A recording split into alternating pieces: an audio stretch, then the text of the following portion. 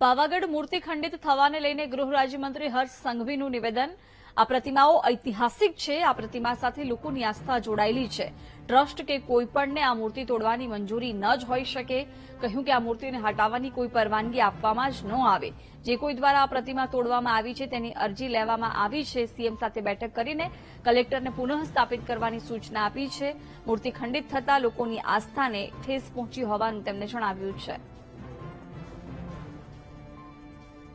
પાવાગઢ ખાતે જૈન તીર્થંકરોની હજારો વર્ષથી પ્રતિમાઓ સ્થાપિત કરવામાં આવેલી હતી। આ પ્રતિમાઓ ઐતિહાસિક પ્રતિમાઓ છે। આ પ્રતિમાઓને પૂજન કરવામાં આવતું હતું અને ખૂબ જ મોટી સંખ્યામાં લોકોની આસ્થા આ પ્રતિમાઓ જોડે જોડાયેલી હતી। તીર્થંકરોની આ પ્રતિમા કોઈ બી ટ્રસ્ટને ડિમોલિશન કે તોડવાની પરવાનગી ના જ હોઈ શકે।